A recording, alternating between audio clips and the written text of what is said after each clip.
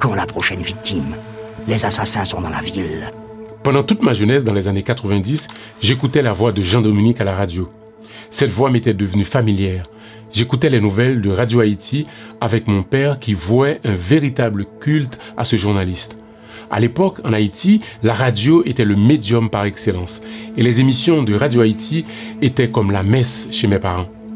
Jean-Dominique m'avait donné envie d'apprendre ce métier étrange qui, pour moi, consistait à l'époque à parler à la radio.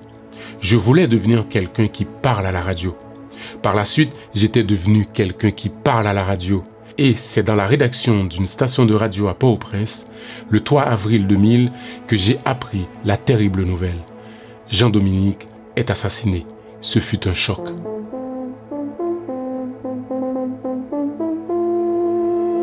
Tout essayer. 4 balles mortelles qui mettront fin à une vie de combat, un esprit libre. Les tueurs ont aussi exécuté le gardien des locaux de Radio Haïti Inter, Jean-Claude Louis-Saint. Ce double meurtre odieux est commis il y a déjà 25 ans. La justice patine, des juges se succèdent et les véritables assassins ne semblent pas inquiétés. Pour étouffer l'affaire, des suspects sont assassinés. Des juges menacés de mort ont dû fuir le pays. Dans ce dossier tentaculaire qui touche à la fois les puissants politiques de l'époque et certains intérêts économiques, il y a des noms qui ressortent souvent, mais qui ne sont jamais entendus par la justice. Qui a vraiment assassiné Jean-Dominique? Est-ce qu'on a des pistes sérieuses sur les auteurs et les commanditaires? Avant d'entrer au cœur de cette affaire gigantesque, il est essentiel de revenir sur celui qu'ils ont éliminé. Qui était Jean-Dominique? Pourquoi gênait-il autant? Quelle trajectoire l'a mené à devenir la voix la plus libre et peut-être la plus dangereuse d'Haïti?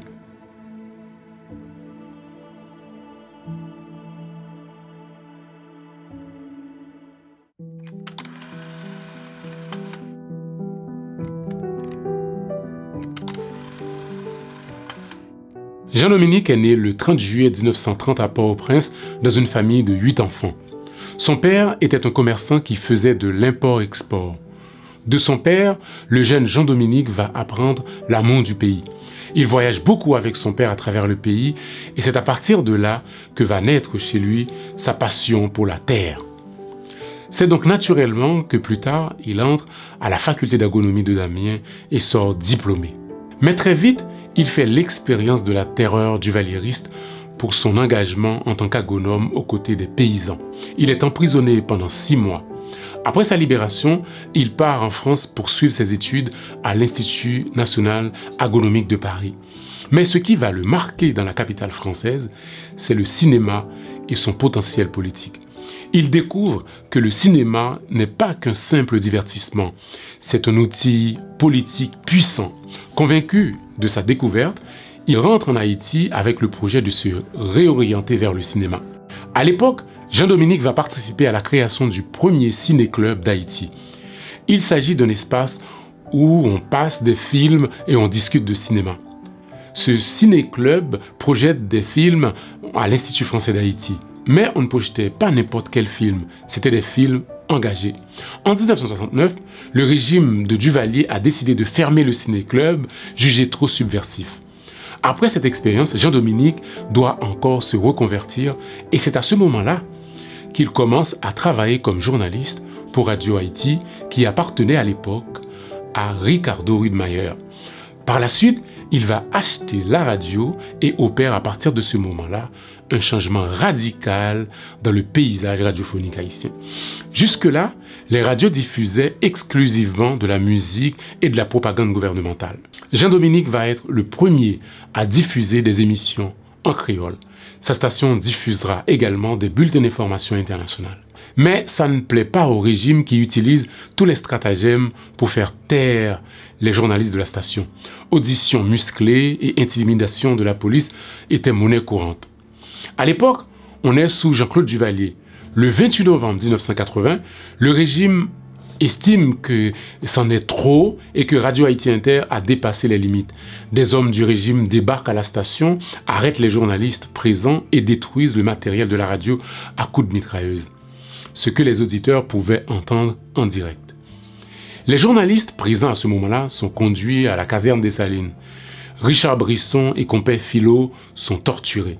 Jean-Dominique est activement recherché, mais il a eu le temps de se réfugier à l'ambassade du Venezuela, d'où il a dû quitter le pays. Sa femme, Michelle Montas, directrice de l'information de la station, ainsi que plusieurs autres journalistes de la radio sont expulsés du pays. Jean-Dominique va retrouver sa femme aux États-Unis où ils vont rester 6 ans en exil. En 1986, après le départ de Baby Doc, Jean-Dominique revient au pays et il est accueilli en héros par une foule en liesse. À présent, c'est le régime militaire qui assure la transition. Les répressions politiques contre le peuple continuent. Le journaliste rouvre sa radio qui avait cessé de fonctionner depuis son exil. Pour les élections de 1990, Jean-Dominique soutient ouvertement la candidature de Jean-Bertrand Aristide, dont il était très proche, à la fois personnellement et politiquement. D'ailleurs, son soutien au père Aristide lui vaut des critiques de la part de l'élite mulâtre et bourgeoise. Elle le considère comme un traître, c'est-à-dire celui qui trahit son clan pour défendre les pauvres. Aristide est élu triomphalement président. À l'annonce de sa victoire, il appelle Jean-Dominique pour lui dire « Jean, on a gagné ». Cela vous permet de mesurer à quel point les deux hommes étaient proches. Mais malheureusement, Aristide va rester seulement 7 mois au pouvoir, victime d'un coup d'État militaire sanglant. Jean-Dominique prend à nouveau le chemin de l'exil. Le régime militaire plonge le pays dans une répression sans précédent. Après 3 ans de régime militaire et d'intenses négociations, Jean-Bertrand Aristide retourne au pays avec l'appui militaire des Américains. Jean-Dominique peut lui aussi rentrer chez lui, rouvrir sa radio et continuer son travail de journaliste. Mais entre-temps, quelque chose a changé. Son ami Titide n'est plus le même. Le 7 février 1996, René Préval, le bras droit d'Aristide, son marassa comme on disait à l'époque, devient président. Mais c'est Aristide qui tire les ficelles depuis sa résidence à Tabar en attendant de reprendre ce qu'il pense lui appartenir de droit, c'est-à-dire le pouvoir. Le 16 décembre 1996, Jean-Bertrand Aristide accorde une interview à Jean-Dominique. Une interview bilan sur les années Lavalas au pouvoir. Mais l'échange devient tendu quand le journaliste commence à poser des questions qui fâchent. Depuis 7 février 1996, est-ce que vous voulez tourner chef opposition face à Marassao? Moi-même, je suis en opposition contre la misère parce que je suis toujours en opposition contre la misère. Et ancien premier ministre Robert Malval te dit c'est où qui téléphone vous dit bail Meuse contrat. Les gars doivent dire ça. Ah, les gars doivent dire ça. Les gars doivent dire ça. Ah bon, les gars doivent dire ça. Lors nouveau gouvernement prend pouvoir, après février, il a révélé que tu as gagné 800 millions de coups de déficit dans la caisse de l'État. C'est un gros chiffre. Oui, ça veut dire que là, ils ont révélé ça, ils ont gagné droit, et c'est ça qui est la démocratie. Hein? C'est pour révéler acquis de droit, pour demander une explication. Et là, je suis tout à fait d'accord. Quand on ne tout pas m'arriver, je acquis de droit pour me poser question tout. Ah oui, mais attention, président, c'est ça un problème, Pam. C'est que, pendant année ça, est-ce que ça pas t'attirer attention que on bord ou bien on l'autre dans la machine administrative là, tu gagnes gagote? Est-ce que c'est pas un genre devoir pour te dire attention, nous avons fait enquête sur telle gagote? Il y a 2 paroles qui parlent là. Une parole vérité qui parle là et une parole yo parle en pile dehors. C'est ça. Il y a en pile cob qui fait chemin couché. Je pense qu'il faut nous avoir pile maturité là dans regarder un tableau comme ça. En pile maturité, sans démagogie, sans tête chaud, en pile maturité. Oui, c'est ça. J'aime bien bilan PPP qui fait. Et souvent corruption ça, c'est Lavalas qui a accepté. C'est militant Lavalas qui a accepté. Président Aristide, dernière question. Sans grand Robert. Si c'est sur la place publique où tu as souhaité par exemple que moi parler d'une série de bagailles, ou pas parler de pas parler d'une série de bagailles sur la place devoir publique. de réserve de militants du parti. Et d'ancien chef d'État. Très bien. 25 juin, vous avez un problème tout? Vous remarquez que tu as fait confession et un ancien chef d'État a confessé gens, un citoyen qui n'a pas une série de responsabilités tu es capable de faire. C'est la première fois en Haïti qu'un journaliste parle ainsi à un président de la République. Michel Montas l'a d'ailleurs relevé dans le film de Jonathan Démé consacré à Jean-Dominique. C'était inédit cette interview. En Haïti, on n'est pas habitué à ce qu'un journaliste pose de vraies questions à un président sans se mettre à genoux. Bon, après cet échange vif, les relations entre les deux hommes se sont refroidies. Aristide n'a pas dû apprécier l'exercice. Cette interview marque la première grande fracture entre Jean-Dominique et le mouvement Lavalas. Rappelons aussi qu'à cette époque-là, Jean-Dominique était très actif dans la défense des paysans de la vallée de l'Artibonite victimes du trafic de l'éthanol. De quoi s'agit-il? Des entrepreneurs sans scrupules font venir de l'éthanol dans le pays, le mélangent avec de l'eau et le commercialisent comme si c'était du clairin.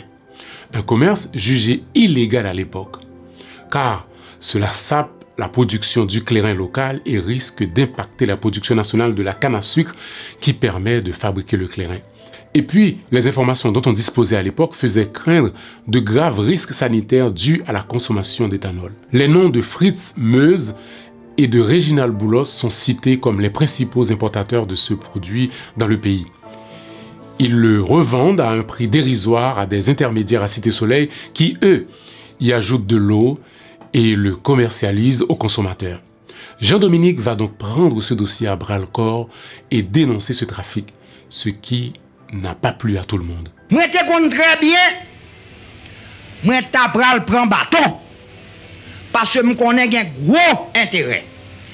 Qui était derrière question éthanol là? En plus d'agiter cette affaire qui nuit à des intérêts économiques, Jean-Dominique ne ménage pas ses critiques à l'encontre du laboratoire Farval dirigé par Rodolphe Bolos.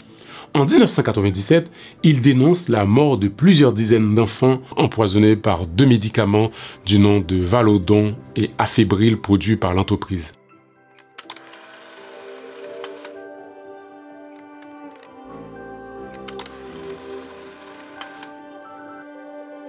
Le lundi 3 avril 2000, à 6 h du matin, alors que Jean-Dominique rentre dans les locaux de sa station après avoir garé sa voiture dans la cour, un individu s'approche de lui, sort son arme et tire dans sa direction à plusieurs reprises. Il est abattu par 4 projectiles. Le gardien Jean-Claude Louissin est aussi abattu. Les tueurs prennent la fuite. Le pays est choqué par cet assassinat.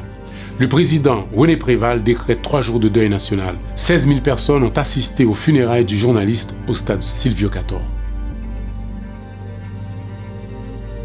Le 25 décembre 2002, la journaliste Michèle Montas, veuve de Jean-Dominique, est victime d'une tentative d'assassinat chez elle.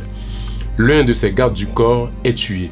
C'en était trop. Quelques mois plus tard, le 21 février 2003, Michèle Montas annonce la fermeture de Radio Haïti. Pendant les 12 premiers mois qui ont suivi l'assassinat de Jean-Dominique et de Jean-Claude Louissin, entre 70 et 80 personnes sont entendues par Jean-Sénat Fleury et Claudie Gassan, les 2 juges qui ont successivement mené l'instruction. 2 ans plus tard, l'enquête révèle que l'assassinat de Jean-Dominique a été minutieusement préparé. 7 personnes étaient impliquées, 2 tireurs et 5 complices répartis dans 3 véhicules volés. L'arme utilisée n'a pas été retrouvée. Plusieurs personnes sont arrêtées, parmi lesquelles Dimsley Millien, alias Tilou, qui déclare avoir reçu 10 000 $ pour le meurtre du journaliste. Le complice de Tilou, son frère, Jeudi Jean-Daniel, alias Guimi, est également arrêté. 2 policiers sont retrouvés avec l'une des voitures utilisées pour commettre le crime. Ils sont aussi arrêtés. Parmi les autres personnes arrêtées, il y a Philippe Markenton, suspecté après avoir livré des détails troublants à la police. Philippe Markenton est un personnage connu du milieu du crime organisé en Haïti pour avoir des contacts avec des autorités politiques haut placées. Quelques jours après l'assassinat de Jean-Dominique, il se présente spontanément aux enquêteurs. Il affirme avoir assisté à la scène du crime par hasard alors qu'il attendait quelqu'un devant les locaux de la radio. Il propose alors de collaborer avec la justice en échange de la libération d'un ami. Il fournit des détails très précis. Les numéros de plaque d'immatriculation de 2 véhicules impliqués, l'emplacement précis du 3e véhicule qu'on va retrouver par la suite mais qui sera incendié. La précision de son témoignage surprend les enquêteurs. Elle laisse penser qu'il n'a pas seulement observé la scène, mais qu'il pouvait y avoir participé. Il est alors placé en détention et accusé de complicité d'assassinat. Mais surprise, en février 2005, les deux frères Tilou et Gimi et aussi Jean-Philippe Markenton s'évadent de la prison où ils étaient incarcérés. Markenton se réfugie alors en Argentine où il restera des années. Nous allons revenir sur son cas. Un autre élément troublant du dossier est la mort suspecte d'une personne clé de cette affaire. Il s'agit de Jean Wilner Lalanne. Jean Wilner Lalanne, impliqué dans des trafics de voitures volées, est arrêté en juin 2000.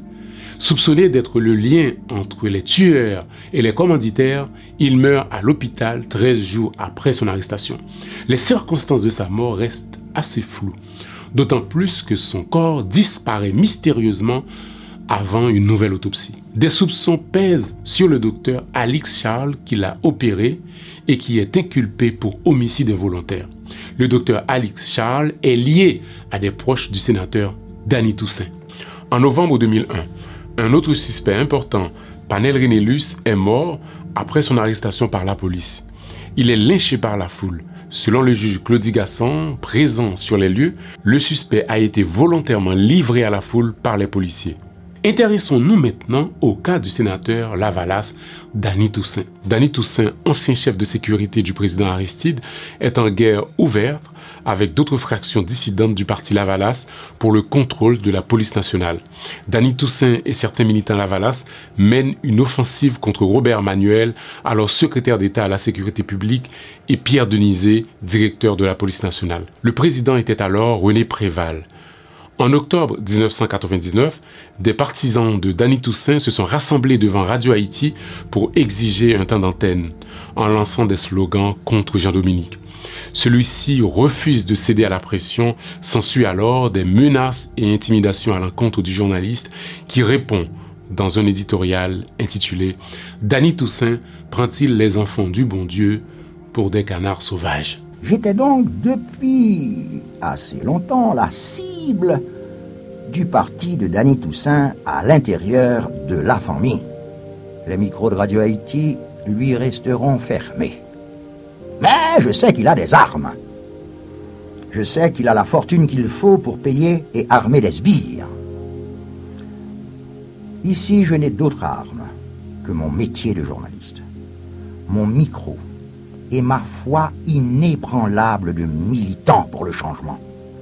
Si Danny Toussaint tente alors autre chose contre moi ou contre ma radio, et si j'ai la vie sauve, je fermerai le poste après avoir dénoncé une fois de plus ces manœuvres et je prendrai une nouvelle fois l'exil avec ma femme et mes enfants. Après l'assassinat du journaliste, le nom de Danny Toussaint est constamment cité comme étant le cerveau et le commanditaire du crime. Dans une interview, il répond à ses détracteurs. Son vaste complot qu'il a depuis quelques jours, en même temps qu'il a assassiné Jean-Dominique, mais il faut assassiner le caractère Danny Toussaint. Qui complot lié? Écoute, complot a sorti. Complot a sorti dans le palais national. Complot c'est entre René Gracia Préval, ex-président, et Camille Leblanc. Moi, pas impliqué dans la mort Jean-Dominique, ni de près, ni de loin, et mettez quel que soit mon en garde pour ta dîme, qui le mettez un problème à Jean-Dominique. Seul que Jean-Dominique fait éditorial, il nomme un homme, c'est après la mort, Jean Lamy. Moi, depuis quelques temps, moi, je veux défendre la personnalité. Je ne veux pas de personne dans le dossier. Ça. Et je demande au Parlement, si vous voyez lettre pour dire lever immunité, pas peur lever immunité parce que je suis en bataille. Pendant son mandat de sénateur, Danny Toussaint est inculpé par le juge Claudie Gasson qui instruisait l'affaire à l'époque. Il était question d'enlever son immunité parlementaire. En représailles, le sénateur Lavalas accuse le juge Claudie Gasson d'être impliqué dans un vaste complot visant à ternir son image. Danny Toussaint déclare que le juge Gasson est un petit juge sans morale. Finalement, en 2007, il est entendu par le juge Fritzner Fils-Aimé dans le cadre de l'enquête. Il a été entendu à titre de témoin. Toujours en 2007, l'homme d'affaires Robert Lecor, soupçonné d'implication dans la mort du journaliste, est assassiné à son tour. La même année, Daniel Ulysse, ex-directeur de la police judiciaire, est arrêté pour entrave à la justice.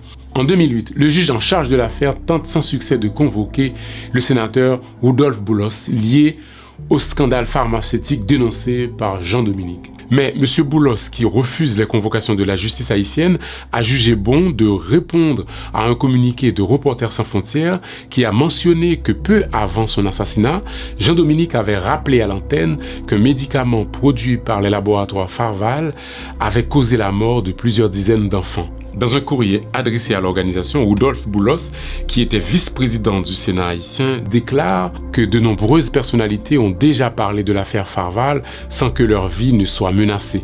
Il conclut que les interventions radiophoniques de Jean-Dominique sur l'affaire Farval ne sauraient constituer un mobile pour son assassinat. Par la suite, l'affaire va traîner pendant près d'une décennie. En 2014, l'instruction reprend avec le juge Ivikel Dabrésil.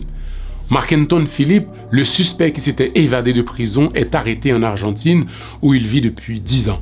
Il est extradé en Haïti à la demande de la justice haïtienne et est incarcéré au pénitencier national. Le 17 janvier 2014, le juge Ivikel Dabrésil rend son rapport qui désigne l'ancienne sénatrice Lavalas Myrlande Libérus comme auteur intellectuel et commanditaire de l'assassinat de Jean-Dominique, et 8 autres personnes seront également inculpés. Des témoins ayant fait des déclarations sous serment devant le juge ont indiqué que la sénatrice aurait reçu ses ordres de l'ancien président Aristide.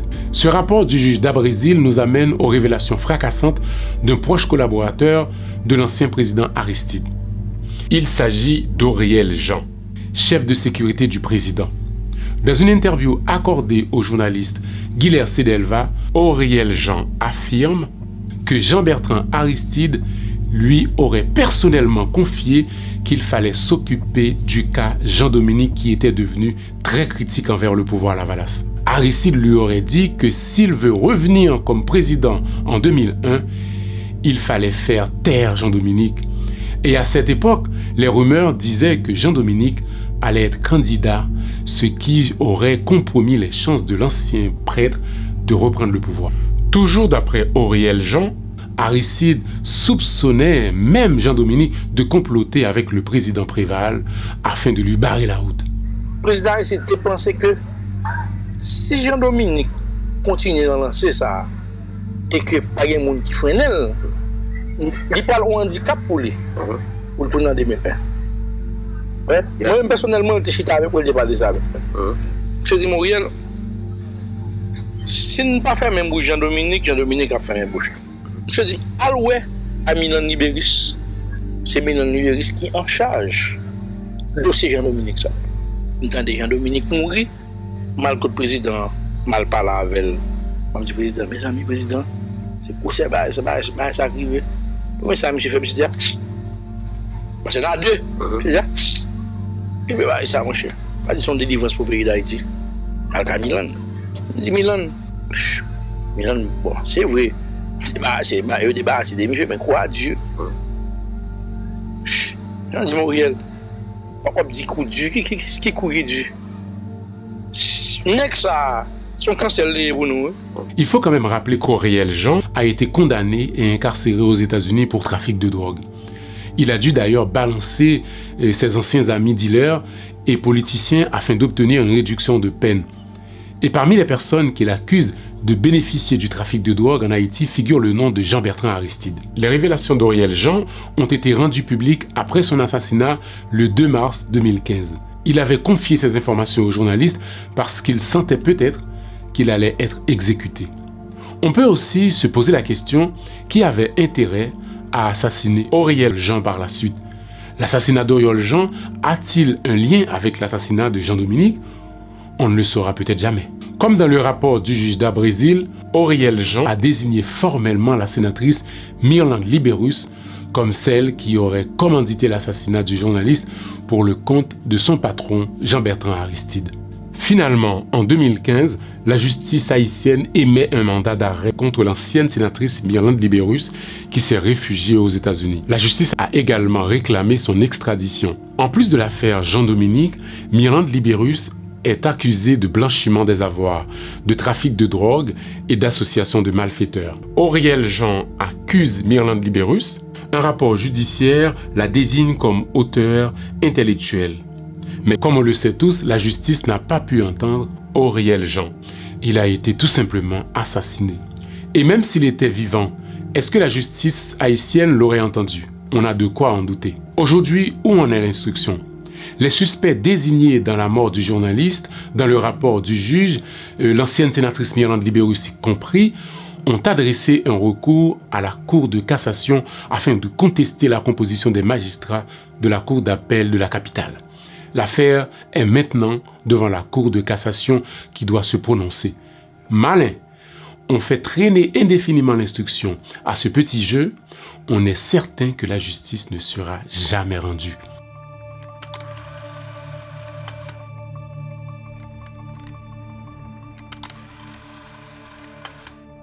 Un quart de siècle s'est écoulé depuis que les balles ont fait taire la voix de Jean-Dominique dans la cour de Radio Haïti Inter. Et pourtant, malgré les rapports accablants, les accusations répétées et les témoignages sous serment, la justice haïtienne reste muette. Les suspects s'évadent, les témoins meurent, les juges fuient, les commanditaires coulent des jours tranquilles. La justice regarde ailleurs. Jean-Dominique avait choisi de parler là où tant d'autres se taisaient. Il dénonçait les abus, interrogeait les puissants, défendait les sans-voix. Et c'est peut-être pour cela qu'il est mort. Tant que l'impunité triomphera, Jean-Dominique continuera d'être assassiné. Chaque jour, encore et encore. Rendre justice contre les assassins, c'est bloquer les assassins, c'est leur empêcher de commettre d'autres crimes. Et si l'enquête se poursuit, nous aurons, comme ce matin, un nouveau cadavre sur les bras. Alors, à quand la prochaine victime? Les assassins sont dans la ville.